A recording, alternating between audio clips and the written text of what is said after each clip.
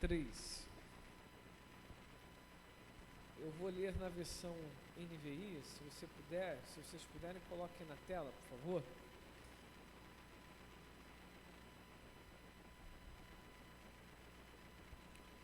E por isso enviei-lhes mensageiros com esta resposta: estou executando um grande projeto e não posso descer. Por que parar a obra para ir encontrar-me com vocês? Não, só o 3 mesmo, obrigado. Estou executando um grande projeto e não posso descer. Fale assim comigo: todo homem precisa de uma visão. E toda visão tem um preço. De novo, todo homem precisa de uma visão. E toda visão tem um preço. Neemias, sem sombra de dúvidas, é um exemplo de um grande líder. Ele foi criado e por sua criação ele chegou a se tornar um homem de confiança do rei. Mas em determinado momento da história bíblica, Neemias estava em uma cidade, um reino muito longe de Israel. Mas um dia ele ouviu falar através do seu irmão, provavelmente um dos seus irmãos mais velhos, que a cidade onde os seus pais nasceram estava totalmente destruída. O templo estava até reedificado, mas não existiam muros. E todas as vezes que o seu povo tentava avançar com construções, com plantações, com negócios, existiam povos vizinhos que não eram bem afeiçoados com eles e tentavam ali de uma maneira sorrateira destruir os negócios deles. Se eles tentavam construir, eles iam lá e destruíam.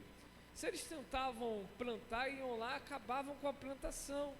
Se eles tentavam ali negociar outras coisas, iam lá e agiam para que eles não prosperassem e continuassem vivendo uma miséria contínua.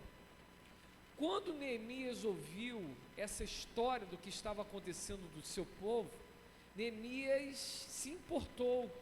Neemias entendeu que ele poderia estar no palácio de um grande rei, servindo esse grande rei, tendo inúmeros benefícios por estar servindo esse grande rei, mas o seu povo estava em uma situação difícil, não estavam conseguindo se alimentar devidamente, estavam sem casas eles não tinham casas de forma digna, e eles estavam ali dioturnamente sendo humilhados por povos mais fortes do que eles.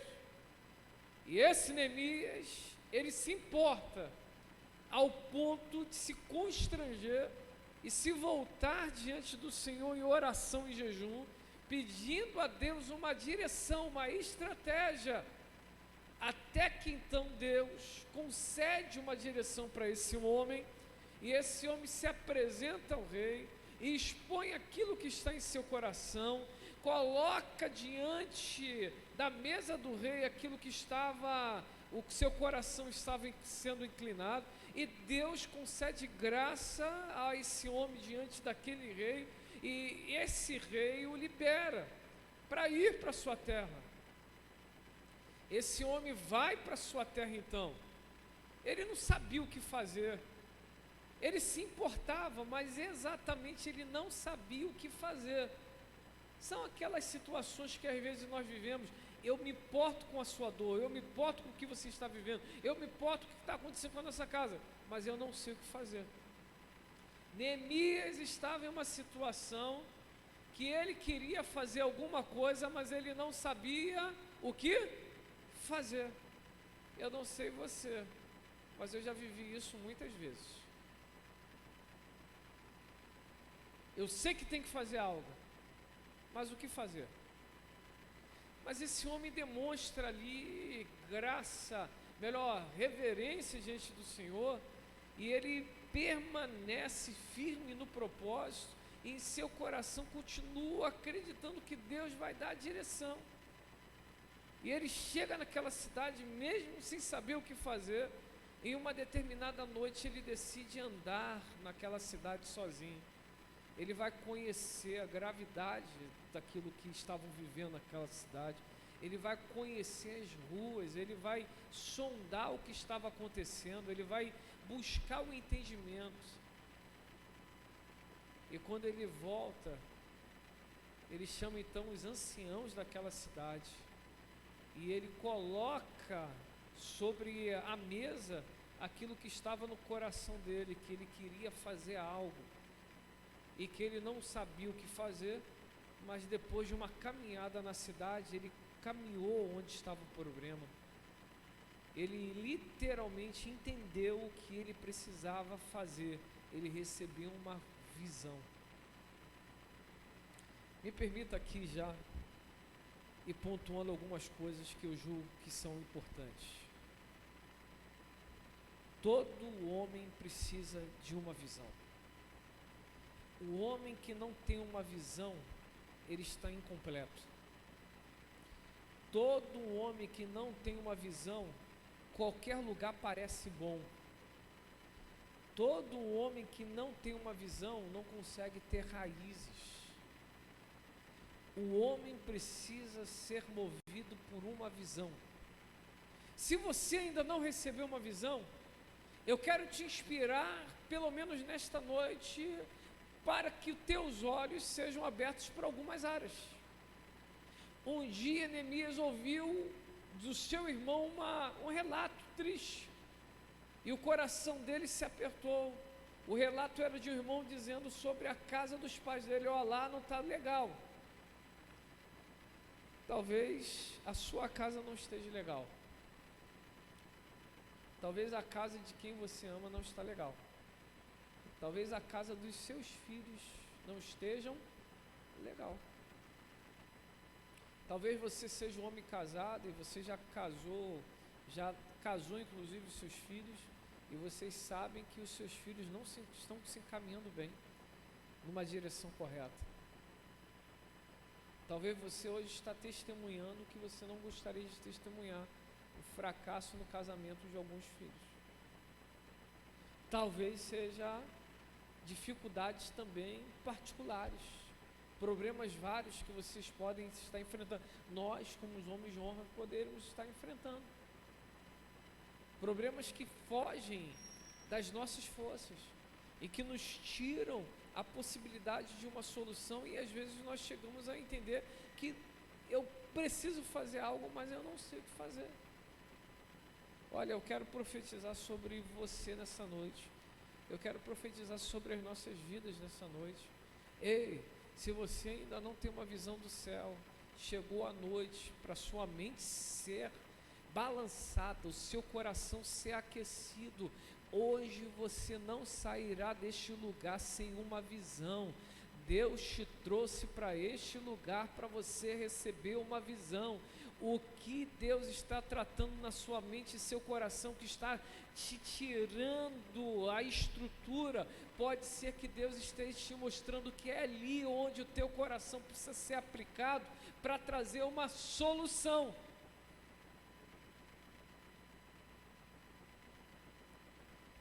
A visão, ela simplesmente não é comprada, ela nasce em nossos corações. Existem pessoas que gostam de negociar tudo, acham que tudo se compra, tudo dá um jeitinho, mas não, tem coisas que precisam nascer em nossos corações. Aos adolescentes que ainda não passaram por essa fase, ouçam com atenção: quando casamos e estamos grávidos, o esposo com sua esposa estão grávidos, nós descobrimos que, por mais que queiramos o nosso filho, a nossa filha, imediatamente nas nossas mãos, existe um período de gestação, e nós precisamos ali aprender a ter paciência, até que então aquela gravidez esteja no tempo certo, para que então aquele bebê nasça.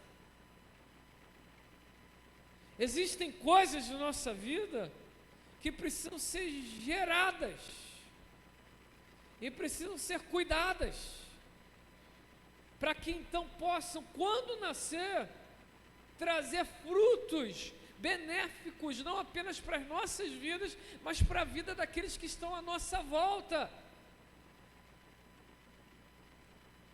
Uma missão, uma visão é importante, porque a visão estabelece a missão. A visão é aquilo que nós queremos fazer, a missão já é a maneira como nós vamos fazer. Eu recebi uma visão, mas não sei como fazer, recebi agora como fazer e já tenho uma missão. E mediante essa missão, eu me entrego, eu me lanço, eu pago o preço necessário, eu me dedico, eu faço aquilo que é devido, para que então consiga cumprir essa missão. Neemias pagou o seu preço, caminhou sobre aquele chão sobre o chão daquela cidade, então entendeu a sua missão. Meu irmão, se você está sendo motivado hoje a buscar uma visão, eu quero também te acursar a entender que você também precisa receber uma missão, que vai ser natural. À medida que você recebe uma visão, você imediatamente compreende qual é a sua missão. Neemias compreendeu, e Neemias propôs para aqueles homens a reconstrução dos muros. Esses muros, dizem alguns estudiosos, estavam aproximadamente há 120 anos no chão. É muito tempo, não é? Muito tempo. Concorda comigo? Mas sabe quanto tempo esses muros foram reconstruídos? Depois que Neemias não recebia uma visão, estou com uma missão e vou embora para cima. Sabe quantos dias esses muros foram reconstruídos? 52 dias. Perceberam que quando a gente não tem uma visão e uma missão, algumas coisas ficam paradas por anos, mas quando nós recebemos uma visão e uma missão, aquilo que estava parado rapidamente acontece. Existem situações que estão paradas em nossas vidas, e nós precisávamos olhar essas coisas e falar assim: Senhor, o que está acontecendo? Por que isso está parado desse jeito? Por que isso está destruído desse jeito? Biblicamente, uma cidade não ter muros representava fraqueza. Eles estavam ali suscetíveis a qualquer ataque do inimigo. Muros representam proteção. Mas os muros estavam derrubados, já estavam no chão há muito tempo. Foi necessário um homem sair de uma terra que não era a terra originária dele, apesar do povo ser dele, e se atentar e se inclinar para reconstruir muros. Meus irmãos, eu aprendo com isso, e vira para quem está ao teu lado que você vai também ensinar o outro. Tem coisas que nós precisamos de ajuda. Fala com quem está ao teu lado, tem coisas que a gente precisa de ajuda. A gente está na terra, mas a gente não tem disposição. Mas às vezes Deus levanta pessoas de longe para falar assim: eu vou te ajudar. Eu vou dar o ânimo que você não tem mais. Eu vou dar a disposição que você não tem mais. Quantos de nós, homens, às vezes ralamos tanto e parece que a nossa disposição já foi embora há muito tempo. Parece que nós não temos mais forças para desenvolver certas coisas. Aí Deus programa no dia 30 de junho, o último dia para virar uma estação. Repararam isso? Amanhã, meia-noite, estamos virando uma estação maravilhosa. Estamos entrando no segundo semestre do ano. Repararam que hoje, meia-noite, 6 meses podemos dizer que vencemos. E que meses puxados. Quem sentiu isso também como eu senti? Meu Deus, que meses puxados. Problemas, quebrando tudo. Dificuldades. Soluções demais, graças a Deus. Mas isso não amenizou, que foi, meu irmão, vamos lá, sangue nos olhos. Quantas vezes nesses 6 meses tivemos que nos calar mais? Eu não sei vocês, mas quando eu era um leãozinho, eu gostava de rosnar toda hora. Mas agora que eu estou ficando um leão mais velho, com barba branca, cabelo branco, sem cabelo, eu tô, né, Braga? Eu tô reparando que leão maduro, ele só rosna na hora certa. Quem está entendendo isso aqui, que é um homem aqui? A gente aprende a economizar rosnado. A gente descobre que não é toda hora que tem que rosnar. Um dia eu estava ouvindo um grande sábio, disse que um leão maduro, quando dá aquele rosnado, em um campo livre, o rosnado dele chega até 4 quilômetros. Tem ideia do que é isso, meu irmão? Em um campo livre.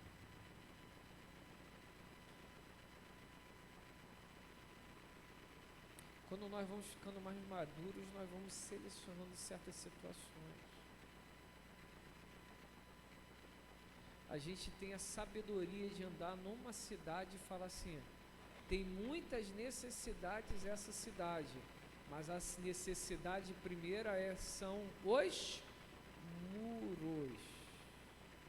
Não sei vocês, mas quando nós éramos novinhos, movidos à emoção, não, faz isso, faz isso, faz isso, faz isso.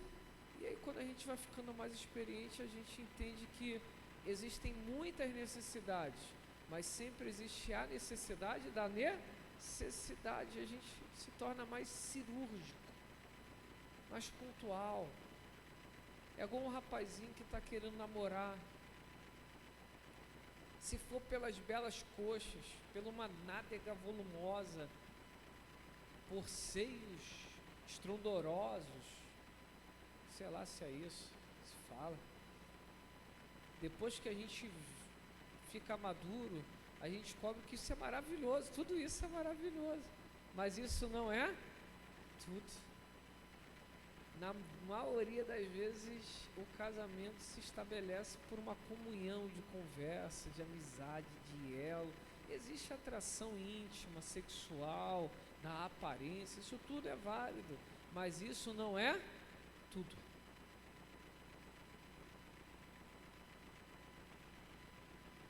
A gente aprende a ser mais seletivo.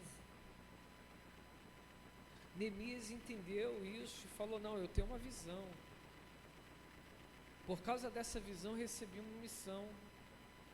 E quem tem uma visão, seu Matos, e quem, por causa da visão, recebeu uma missão, não consegue perder o alvo, ele está focado no alvo. Ele está focado no alvo. Eu estava olhando para minha esposa esses dias, e eu brinquei com ela, falei, garota, a gente está ficando velho. A gente já entramos numa idade que a gente já está transicionando da fase adulta para o idoso. Então a gente já tem que começar a preparar agora, para quando chegar no idoso a gente está tranquilo, com a saúde perfeita e seguindo a vida de boa, se Deus permitir. Aí eu olhei para ela e falei assim, comigo mesmo, falei, Deus, me dê forças para que essa garota fique cada vez mais apaixonada por mim. Não é por fazer as vontades dela, mas para ser o homem que um dia ela sonhou. Aí, ao mesmo tempo eu pensei assim, mas e se ela não valorizar?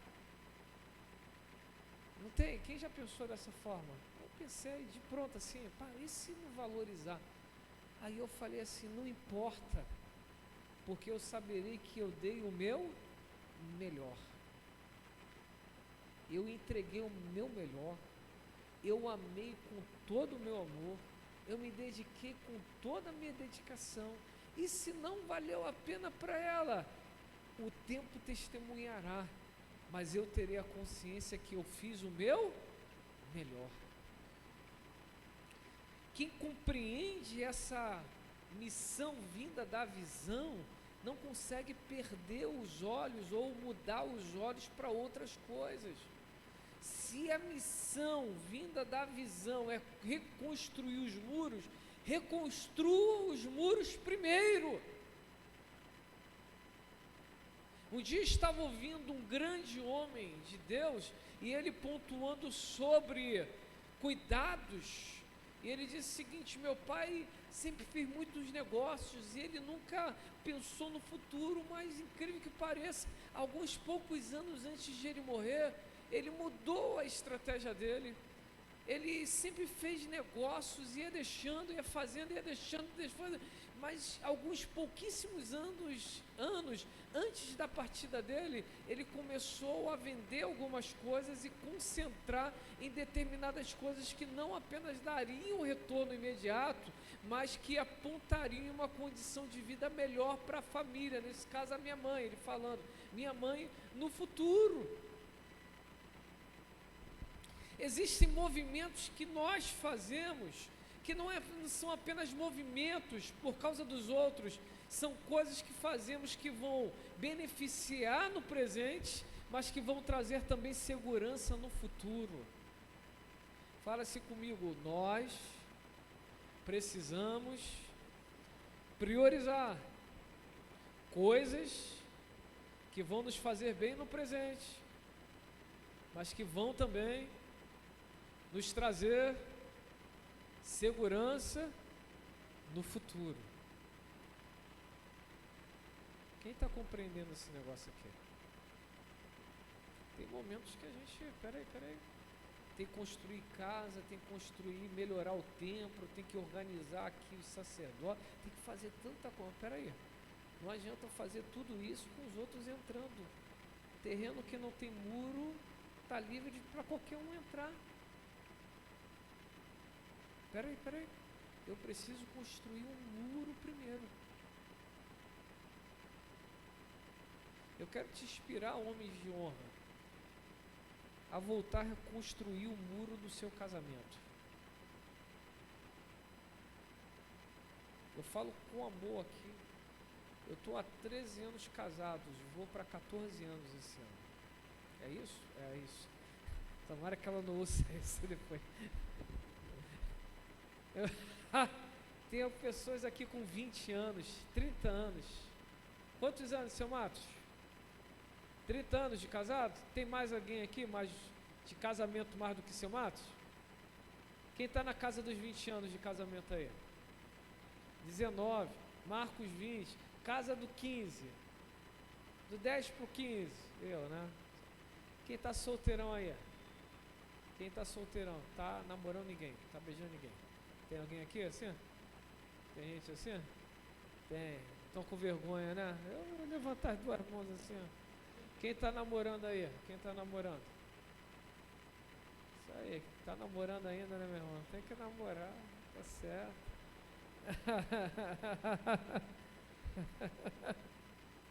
Eu quero te inspirar a reconstruir o muro do seu relacionamento. O Ministério da Família vai sair, vai lançar alguns desafios para os casais. Eu já estou adiantando aqui. Nós precisamos reconstruir os muros do nosso relacionamento. 2, nós precisamos reconstruir os muros da nossa intimidade com os nossos filhos. Se eles são pequenos, ainda dá tempo. Se eles são grandes, reconstrua essas pontes. Mas tente de qualquer maneira trazer os seus filhos, não para o seu lado, mas para perto de você. Faça mais churrascos em casa e chame os seus filhos. Faça mais macarronada. Fala assim, eu estou com saudade, vem. separe uma noite só para você e sua família. É difícil falar isso, eu sei. Esses dias eu cheguei onde uma pessoa falou, pastor, eu sei que a sua agenda é dificílima. Uma pessoa tão próxima. No meu coração aquilo apertou tanto, você não tem ideia. Eu falei, meu Deus, a agenda está tão pesada que uma pessoa tão íntima, que tem liberdade de chegar e falar a qualquer momento, falou, pastor, eu sei que a tua agenda é pesada, eu gostaria de vir um horário para falar contigo. Está errado. Está errado. Tem dias que eu estou trabalhando e meus filhos, depois disso, eles vêm, pai. Aí quando eu penso, falar assim, mas eu estou Oi filho. Fala. O coração está assim, tem que fazer. Fala.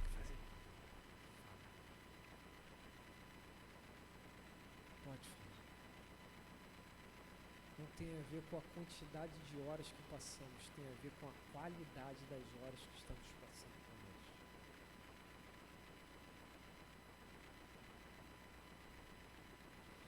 Quero concluir isso daqui. Quem tem uma visão não perde o foco.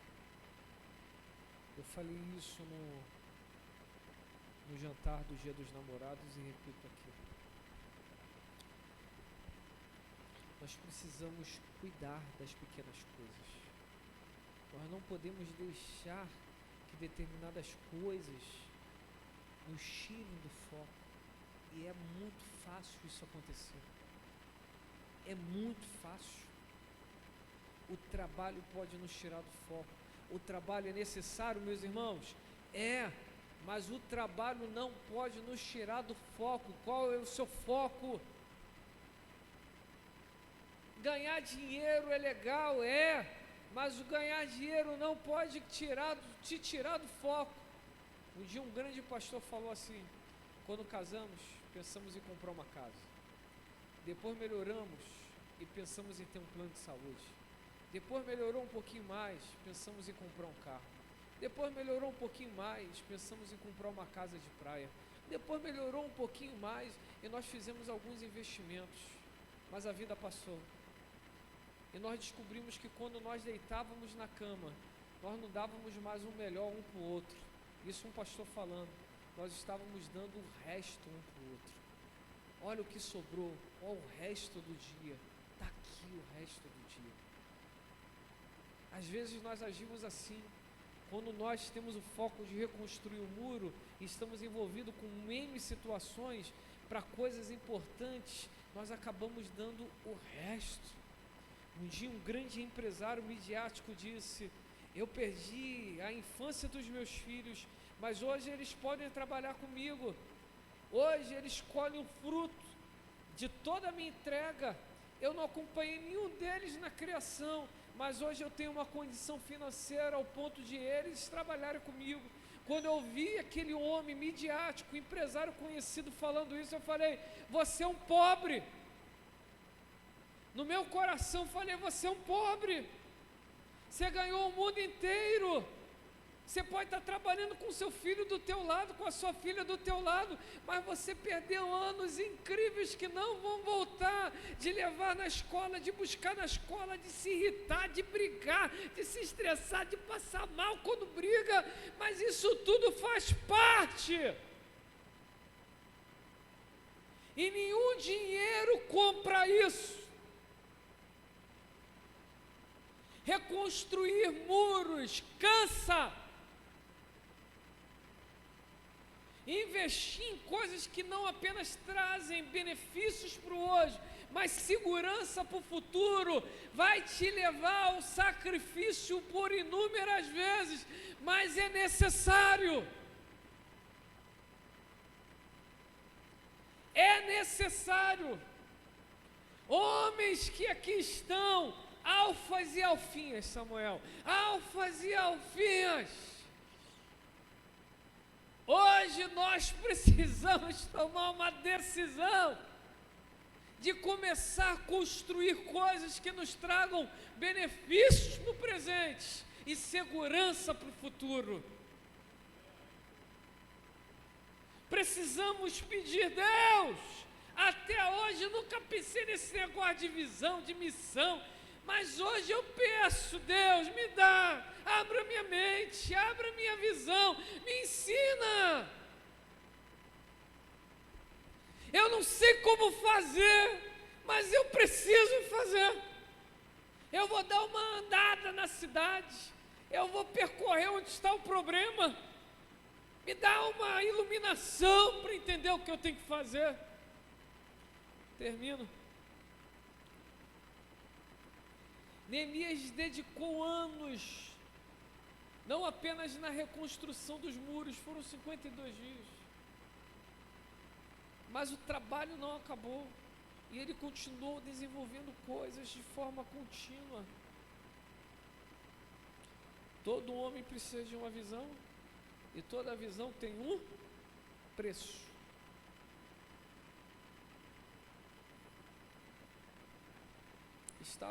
Quero terminar com alguns poucos exemplos. A Bíblia fala de um sacerdote chamado Eli, e essa palavra tem falado muito ao meu coração. E a Bíblia diz que ele tinha 2 filhos, Ofni e Finéias. E eles eram rapazes de postura indevida. E faziam vergonha ao seu pai. Não honravam aquilo que o seu pai fazia de bom. Mas um belo dia, Ana entregou Samuel no templo, para ser criado no templo. E quem criou Samuel foi Eli. E Samuel se tornou um dos maiores profetas de Israel. Esses dias estava um pregador pregando, e ele não falou aquilo que eu vou falar para vocês, mas aquilo mexeu comigo. Eu pensei, enquanto aquele pregador estava pregando, eu falei, mas peraí, Eli não era pai de Samuel, Eli era pai de Ofni e Finéias,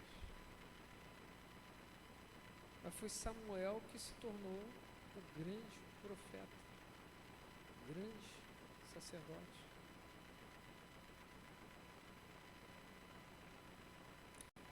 Às vezes a gente dá tanta atenção por de fora e não aplica a dedicação e a atenção correta por de dentro.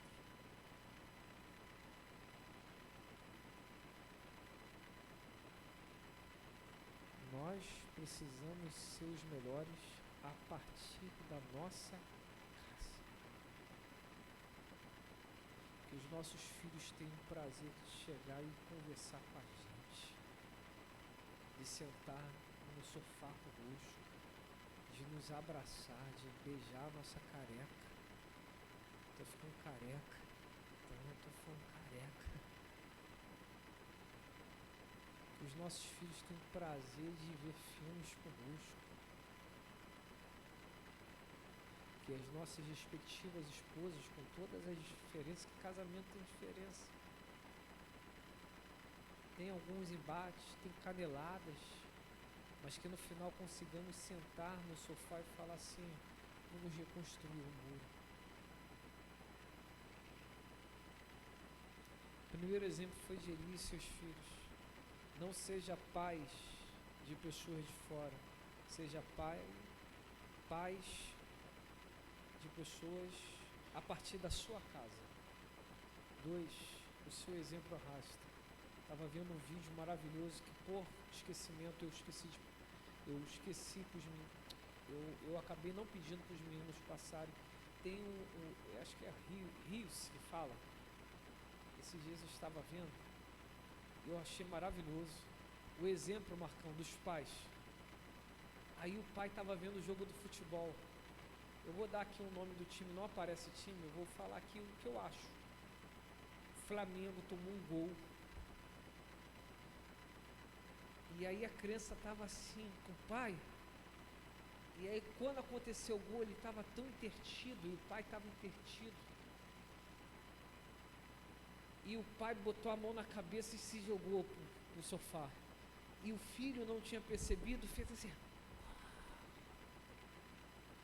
E ele olhou para o lado para ver o que o papai dele estava vendo.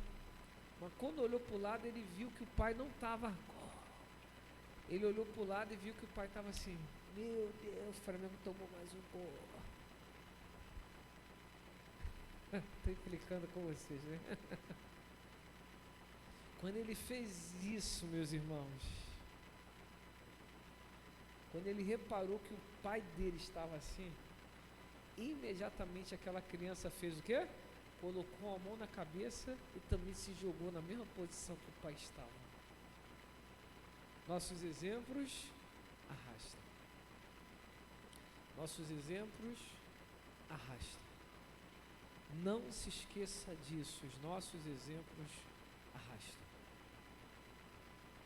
O seu exemplo vai arrastar, meu irmão. Terceiro e último.